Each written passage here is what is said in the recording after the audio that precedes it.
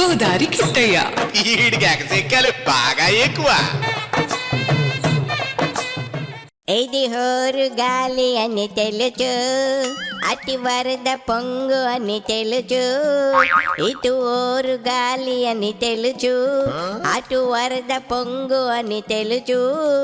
ఓరు గాలిలో వరద పొంగులో సాగలేలని తెలుచు. ఇది జోరు వాన అని తెలుచు, ఇవి నీటి చుడులని తెలుచు. అది జోరు వాన అని తెలుచు, ఇది నీటి చుడులని తెలుచు. జోరు వానలో నీటి చుడులలో మునక తప్పదని తెలుచు.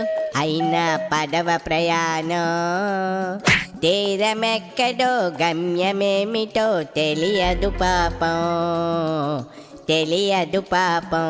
గాలి వానలో వాన నీటిలో పడవ ప్రయాణం, తీరమెక్కడో గమ్యమేమిటో తెలియదు పాపం, తెలియదు పాపం. ఓ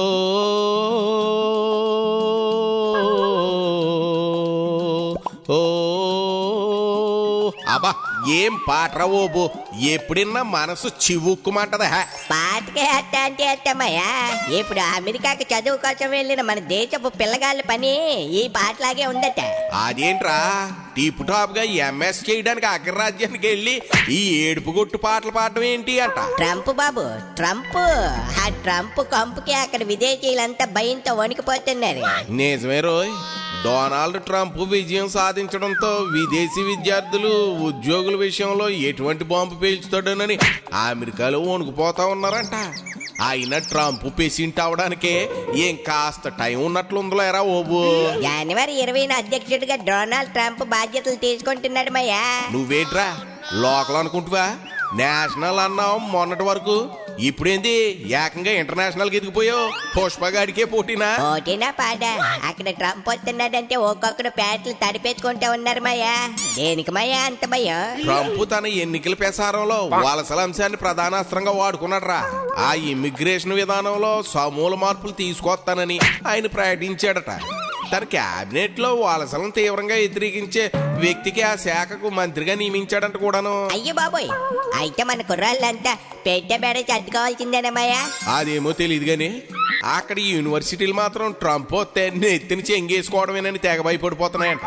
యూనివర్సిటీలు కాలేజీ అడ్మిషన్ పొందిన అంతర్జాతీయ విద్యార్థులు, పరిశోధకులు, అధ్యాపకులు, ట్రావెల్ అడ్వైజర్లు కూడా ఓ హెచ్చరిక జారీ చేసేయట్రా. హెచ్చరిక ఏంటి మాయా? దేశం వదిలి పారిపోండ్రోయనా? అదేటు ట్రంప్ వచ్చాక అక్రమ వలసదారులు పని పడతాడనుకో.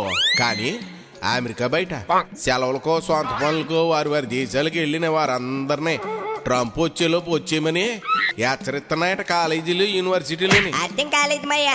మణిరత్నం సినిమాలాగా తెగమక పెట్టుకో. కే విశ్వనాథ్ గారి సినిమాలాగా క్లారిటీతో చెప్పమయ్యా.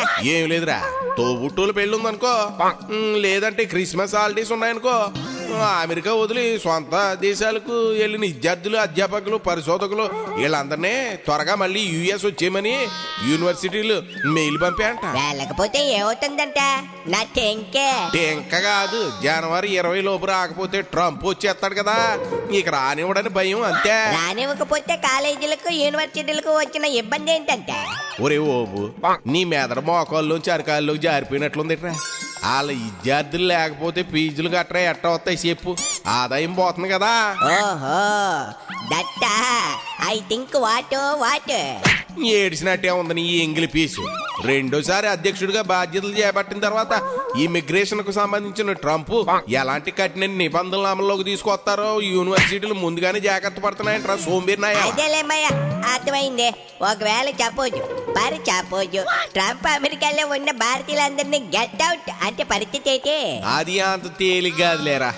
అయితే ఇక్కడ మెలుకుందరో, జాబ్ వీసా ఉన్న వాళ్ళని ఏమీ అనకపోవచ్చు కానీ స్టూడెంట్ వీసా మీద వెళ్ళొచ్చి చిన్న చితక ఉద్యోగాలు చేసే వాళ్ళకి మాత్రం ఇది ఖచ్చితంగా దెబ్బేరా. అయినా ఇప్పుడు యుఎస్ మార్కెట్ అంత బాగా లేదని మొన్న మా చివరింటి ఆంటీ వాళ్ళ మూడో కొడుకు అమెరికా నుంచి వచ్చినప్పుడు అన్నాడు మాయా, మార్కెట్ అంటే మన బంగాళదుంపలు, టమోటాలు, తోటకూర, బచ్చల కూర దొరికే స్థలాలేరా, అది బాగుండకపోవడం ఏంటి మాయా, విడ్డూరం కాకపోతే.